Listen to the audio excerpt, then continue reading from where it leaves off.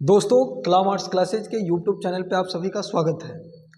जैसा मैं आप सभी को बताया था कि मैं हिंदी साहित्य से जो बीपीएससी टीआरई 4 शिक्षक भर्ती का जो है टीजीटी और पीजीटी उसका मैं वीडियो लाते रहूँगा। तो आज जो मैं लाया हूँ साहित्य का बहुत ही इंपॉर्टेंट टॉपिक लाया हूँ, जिसे हमेशा आप देखिएगा तो बीपीएससी टीजीटी या पीजीटी में क्वेश्चंस पूछे ही जाते हैं। मैं चाहता तो आपको डायरेक्ट एमसीक्यू करवा सकता था, लेकिन पहले मैं सोचता हूँ आपको मैं थ्योरी पढ़ा करके कॉन्सेप्ट क्लियर कर दूँ, फिर मैं एमसीक्यू सोल्व कराऊँ। चलिए, तो आपको बीपीएससी टीआरई 3 में क्वेश्चंस पूछा गया था कि हिंदी साहित्य को कितने कालखंडों में बांटा गया है। टीआरई 3 में ये क्वेश्चन पूछा था। टीजीटी में तो हिंदी साहित्य को 4 कालखंडों में बांटा गया है। देखिएगा तो हिंदी साहित्य का जो सबसे प्रारंभिक काल है आदिकाल, दूसरा पूर्व मध्यकाल यानी कि भक्ति काल, तीसरा उत्तर मध्यकाल रीतिकाल, और चौथा जो काल है वो आधुनिक काल है। तो हिंदी साहित्य को मोटा मोटी तौर पे 4 कालों में बांटा गया है, लेकिन अलग अलग कालों को विद्वानों ने अलग अलग नाम दिया, जो आपके एग्जाम में पूछा जाता है, नेट लेवल पे भी पूछा जाता है। ये देखिए, जैसे हिंदी साहित्य का सबसे प्रारंभिक काल है आदिकाल। तो जो हिंदी साहित्य का जो सबसे प्रारंभिक काल आदिकाल है, तो आदिकाल को वीरगाथा काल किसने कहा? तो रामचंद्र शुक्ल ने। आप जानते हैं कि रामचंद्र शुक्ल ने आदिकाल को वीरगाथा काल कहा। दूसरा है राहुल सांकृत्यायन, जिन्होंने आदिकाल को सिद्ध सामंत काल कहा। आदिकाल को सिद्ध सामंत काल किसने नाम दिया? पंडित राहुल सांकृत्यायन ने। आदिकाल को बीजवपन काल कहा महावीर प्रसाद द्विवेदी ने। आपसे पूछेगा, जैसे आपके एक बार बीपीएससी टीचर के एग्जाम में ये भी क्वेश्चंस पूछा गया था कि द्विवेदी युग का नामकरण किसके नाम पे हुआ? तो महावीर प्रसाद द्विवेदी के नाम पे, महावीर प्रसाद द्विवेदी के नाम पे द्विवेदी युग आया हिंदी साहित्य में। आप देखिएगा तो मतलब हिंदी साहित्य में भारतेंदु युग के बाद द्विवेदी युग आता है, तो महावीर प्रसाद द्विवेदी के नाम पे। तो महावीर प्रसाद द्विवेदी ने आदिकाल को क्या नाम दिया? बीजवपन काल। चौथा है प्रारंभिक काल, मिश्र बंधु ने कहा। कोई कोई किताब में आरंभिक काल भी रहता है, तो आदिकाल को प्रारंभिक काल किसने कहा? मिश्र बंधु ने कहा। आप देखिएगा तो चारण काल कहा था डॉक्टर जॉर्ज ग्रियर्सन ने। आदिकाल को चारण काल नाम किसने दिया? तो आदिकाल को चारण काल कहा डॉक्टर जॉर्ज ग्रियर्सन ने। ग्रियर्सन ने किताब लिखा था लिंग्विस्टिक सर्वे ऑफ इंडिया। आगे विश्वनाथ प्रसाद मिश्र, जिन्होंने आदिकाल को नाम दिया वीरकाल।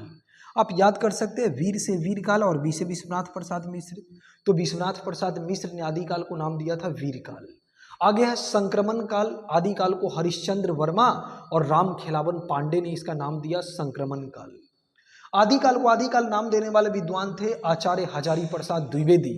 तो आदिकाल को आदिकाल नाम किसने दिया? पंडित हजारी प्रसाद द्विवेदी ने। आचार्य हजारी प्रसाद द्विवेदी आदिकाल को आदिकाल नाम देते हैं। हजारी प्रसाद द्विवेदी ने 3 किताबें लिखी थी हिंदी साहित्य के इतिहास की। एक हिंदी साहित्य का भूमिका 1940 में आया, एक हिंदी साहित्य का उद्भव और विकास 1952 में आया, और एक हिंदी साहित्य का आदिकाल 1952 में आया। आगे है कि आदिकाल को आधार काल किसने कहा? तो मोहन अवस्थी और सुमन राजे। आप याद कीजिए, आदिकाल को आधार काल नाम दिया था मोहन अवस्थी और सुमन राजे ने।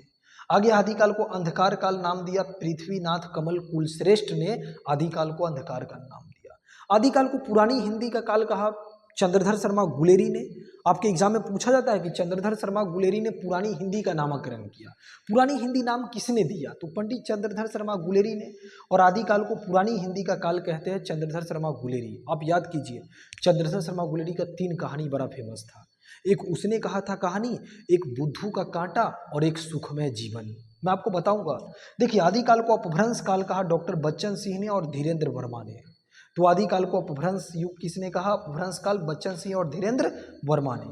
आदिकाल को उद्भव काल नाम देने वाले विद्वान है वासुदेव सिंह ने। वासुदेव सिंह ने आदिकाल को उद्भव काल कहा, और आदिकाल को चारण काल और संधि काल कहा राम कुमार वर्मा ने। आपके एग्जाम में पूछा जाता है कि आदिकाल का दोहरा नामकरण किसने किया, मतलब आदिकाल का 2 नाम किसने दिया? तो डॉक्टर राम कुमार वर्मा ने आदिकाल का 2 नाम दिया, एक चारण काल और एक संधि काल। ठीक है ना? तो दोहरा नामकरण किया राम कुमार वर्मा ने। ये तो रहा आपका आदिकाल का नामकरण। आदिकाल हिंदी साहित्य का प्रारंभिक काल।